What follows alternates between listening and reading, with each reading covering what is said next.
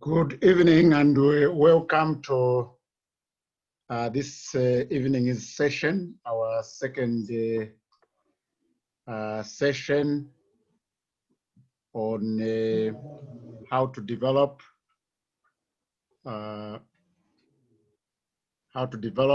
market and be able to sell your product. For those of you who were not with us on Friday, when we started this program, we established the fact that basically you are there to produce a product or be able to have something for you to be able to sell out there. Why? Because basically the market has problems and challenges, and basically problems and challenges are the foundation of business. If you are getting into business, this is the number one thing you need to have in mind. A problem or a challenge is like darkness, and your devised solution, which is in form of a fruit or what we are calling a product or a service, will then be used to solve that problem or deal with that darkness. So your fruit will be like the light shining in the darkness of that of that situation or the darkness which we are referring to as a problem. And that that light or solution is what we are calling value. And value is that which society pays you for. And this payment is in form of money or other forms of payment, like you being able to be paid in in kind. And basically, we talked about a slogan where we were saying, do you want to be wealthy on earth? If you want to be wealthy here on earth, you need to own a product, own the sales, and own the profits. Of course, that is my prepared quote. That's by Simon M. Kayekes. If you want to be wealthy here on earth, own a product, own the sales, and own the profits. That is the whole thing. That's why you need to go into product development.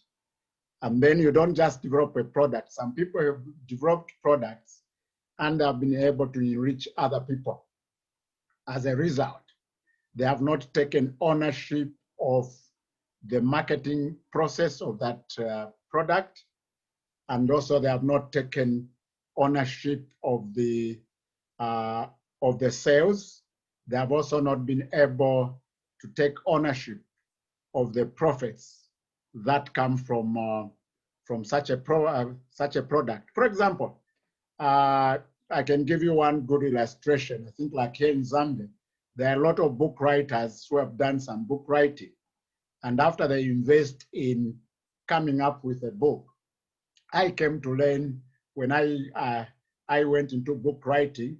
And of course, I went into book writing as using the self-publishing approach as a self-publisher.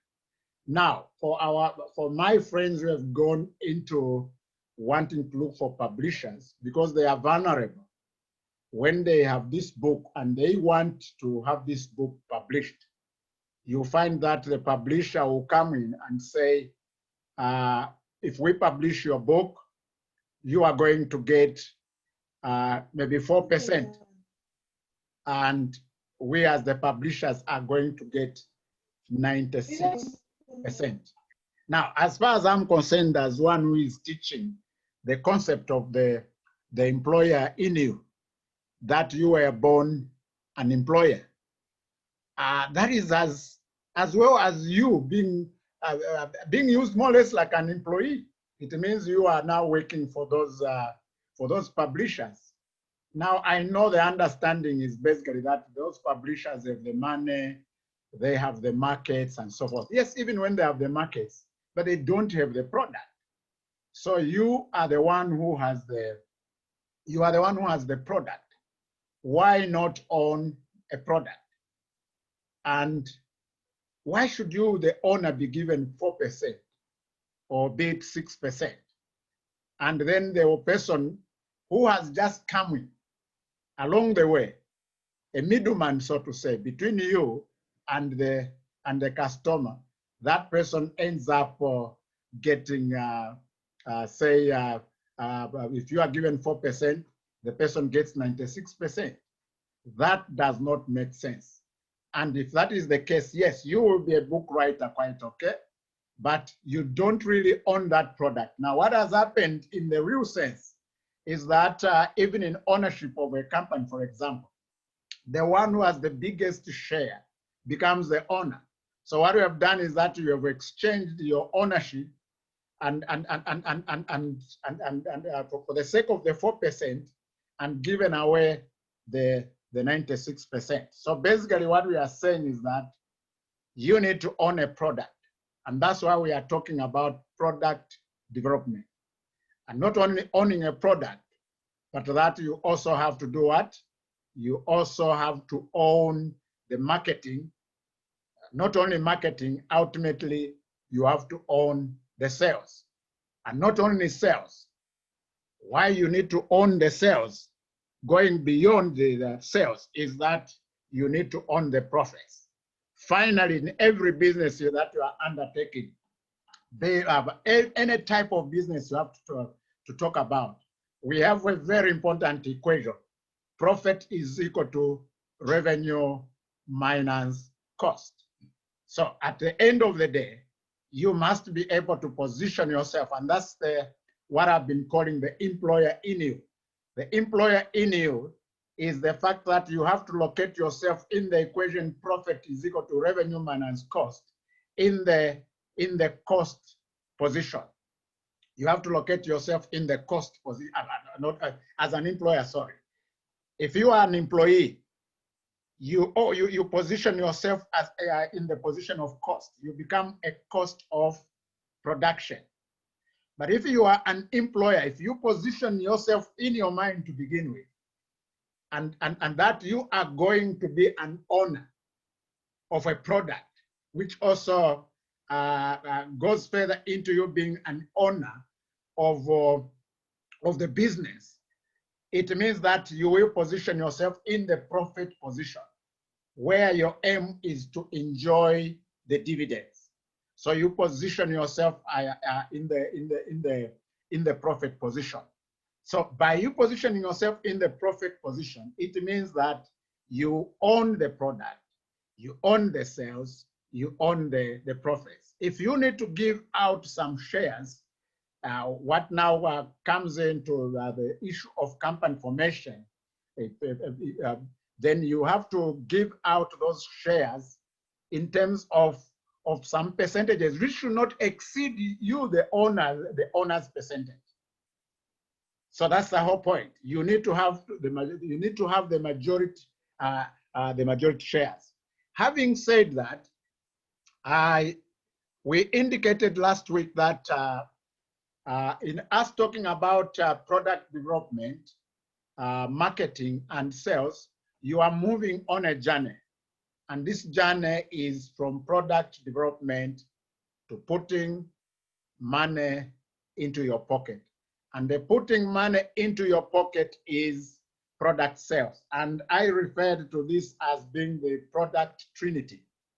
These are the key components in any business undertaking that you are that you venture into. So there's product development as you may see, product development, product marketing, product sales. It is at product sales, it is at product sales that you end up putting more money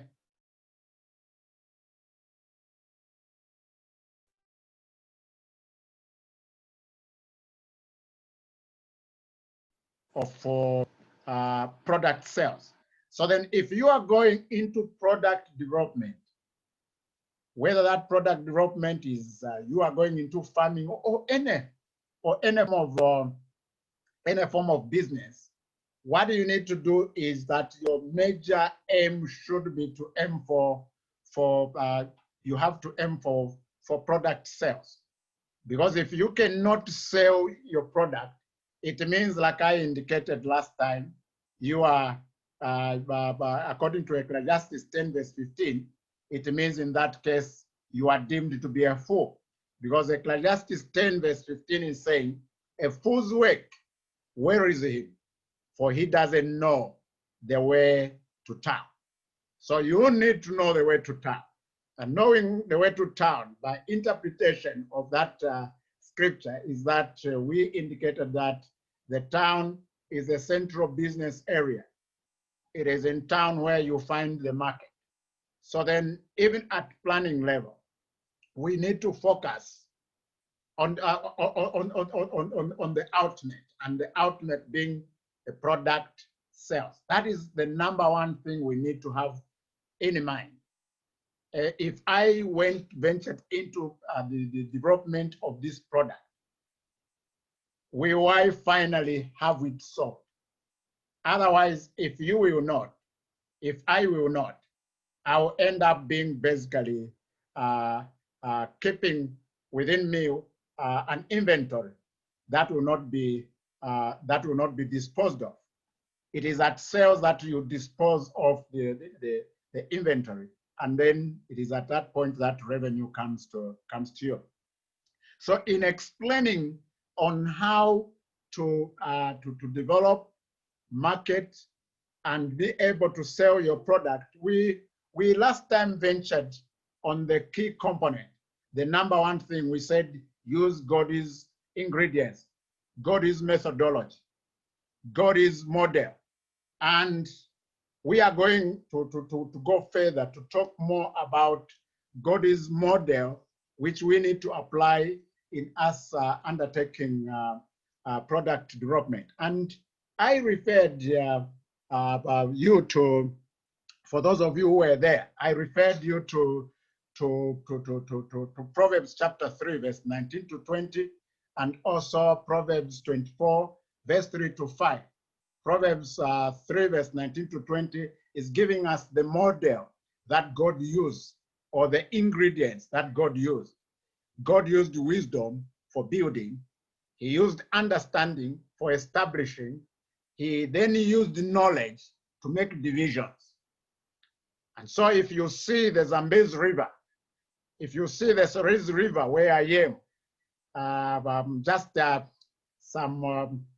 almost a kilometer or so from the Sorez River, if you see the Kafue River, if you see the Atlantic Ocean, the Indian Ocean, what God did was to use knowledge to make divisions. That's why we have America, the continent of America. We have Asia and so forth. So God used knowledge. And so even you to make divisions in your business with regard to your product that you have developed, or with regard to your marketing or product development, you are supposed to make sure that you apply knowledge. And each of these has its own role that it plays. So once again, wisdom is for building, and then wisdom is for building, and then understanding is for establishing. Then knowledge is for making divisions. So then in Proverbs 24, verse 3 to 5, we are told, by wisdom a house is built. And we said, for a house there, let us put in a business house. And you cannot own a business without you having a product. So therefore, by wisdom, a product is developed. Through understanding, a product is established. Through knowledge, you make this product have rare and precious treasures. And I gave out an equation which was indicating that reality plus preciousness is equal to reality plus preciousness is equal to value, which is equal to worth, which is equal to wealth. And that you owe, in fact, the market owes you a big market question because of your value that you have produced through your product. And that question is the question, how much? And you also owe the market a big market question. And this, that big market question is the question, my product is worth this much. So then you are there producing a product using wisdom, understanding, and knowledge as the ingredients for you to be able to build or to develop your product, to establish it, and then to be able to populate your product. So you are using wisdom to build, understanding to establish, and knowledge to populate your business with rare and precious treasures.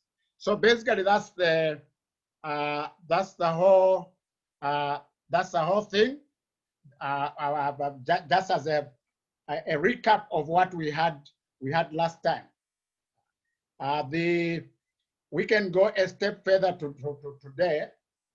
A step further today to talk about another ingredient that that we need to have in place. I think that one is talk about the importance of value in the marketplace. This is what I've just summed up. And then the market pays you for value. Then we talked about the role of money. That money is not out there. Money is inside you and me. And we need to produce that money out of us by us producing a product to take to the market. I remember one of the participants asked a question, said, then what is my product? And that is the most very important question. Each one of us should be asking ourselves, which one is my product? So do you want money? Produce value. Produce value. And that value is the one for which you'll be asked the big market question, how much? And we also indicated that you need to focus more on producing value than on money. Then the other point is that value attracts money. Value attracts money. And basically, value is like a magnet that attracts money. And basically, value is in products and services. And this is what we are saying. How do you produce this product, market it, and sell it? Because people out there want to solve their problems by you presenting to them the value that you exchange for money, or it can be in form of it being in kind or barter system. And basically, he or she who produces value engages in money production, printing your money. A man called Robert Kiyosaki in his book, Why A students work for C students and B students work for government, has said you can print money like the federal government does. How do you print your money? For example, I have my book, The Employer in You. This is one of my products. You might be saying, this man is talking about product development. Has he developed any product? Yes, this is my product. The Employer in You. Repositioning yourself from having an employee mind to having an employer mind. So far, I have 4 series of this book. So these are my products. And also I have another product, The Secret for Marriage, the Secret for Marriage Success. Making the heaven in mathematics 1 + 1 is equal to 1 a reality in your marriage.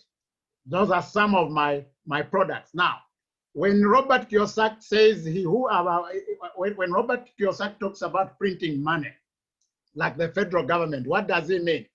He's not talking about money laundering. No, he's talking about the fact that you have your product. Like I have my book, The Employer in You, this copy. So then how do I print my money? I have this book packaged the way it is, and I put a price on it, and the price of this book is 100 kwacha. That is the answer to the question, how much? So it is 100 kwacha, The Employer in You. So by me printing this book at 100 kwacha, it means I have printed my money, my 1 kwacha. If they can be 10, then my money has gone to what? 10 times 100 kwacha, that's how much? 1,000, that's 1,000 kwacha. So that's that. He who produces value engages in money production. So the higher the perceived value you produce, market and sell, the more money you may put in your market. Now, basically, I'm just taking you through this. As we go on, we will be talking more about them. The more precious and rare you or your product or service become, the more wealthy you may become. This is the one I was talking about earlier. Preciousness plus rarity is equal to value, which is equal to worth, which is equal to wealth. So then you are also moving from product development to sales and then wealth ownership. Now, I wanted to share with you the second component of how to develop and market your product. We talked about this one, God is heaven, earth, creation, Trinity. This is the number one how that I've shared with you earlier on. And then this is the employer's business house and business outcome Trinity for business success. You imitating God in the way he conducts business. Now, let me talk about the number 2 component on the how you need to produce your product or service. The number 2 component is the fact that you need to know the 2 sides of the why of the product: development, marketing, and sales with regard to benefits. That's a number 2. You need to know the 2 sides of the why of the product development, marketing, and sales with regard to benefits. I have called them the 2 big product benefit questions. The 2 big product benefit questions. Which ones are these 2 questions? On the left-hand side, I have the question, on my left-hand side, I have the question, what are the perceived benefits to you as the producer of the product? So this is your private question in most cases. It goes on in your mind. Sit down and ask yourself, what are the perceived benefits that I want to get from producing this product? And basically, you need to ask yourself, like we indicated on Friday. We talked about a number of questions that you have to ask about your product. Why are you producing a product? In fact, this question, the benefit question, is the why question. Why are you producing the product? What is the purpose of the product to you? But at the same time, on my right-hand side, I've talked about what are the perceived benefits to the consumers or the buyers of your product. This one actually becomes even more important than the first question, because if you will not give the benefits to the buyers or to the consumers, then they will not buy your product. And at the end of the day, you will starve with your product. So it's not just enough for us to go into product development and also marketing and with the aim of sales. But then we need to go into an aspect of us understanding this very important question.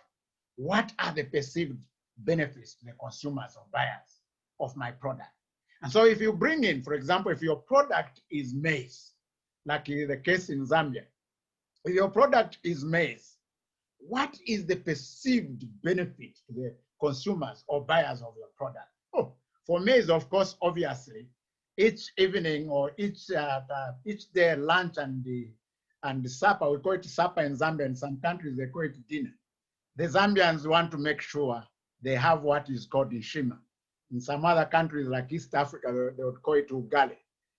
So those are the perceived benefits of you going into producing into maize production. But then on the other hand, you have to ask yourself, what are my benefits? What are the benefits of me getting into me producing maize? If you are not careful, of course, you go into maize growing and just wait for the consumers. And then when you come to the equation, that important equation I talked about, profit is equal to revenue, profit is equal to revenue minus cost, you'll find that you will be running at a loss. Like one cousin of mine was telling me a few days ago that they one time went into maize production with the wife, and they produced 350 bags of maize. And after producing the 50 bags of maize, then they sold, and they had a bunch of money, and they thought they had plenty of money. But at the end of the day, when they did the calculation of all the costs they had put in, they found that actually they had made a loss. And this cousin of mine told me that he stopped growing maize from that moment. I think his story is similar to mine. When I understood Ecclesiastes 10 verse 15, a fool's work wearies him, for he does not know the way to town.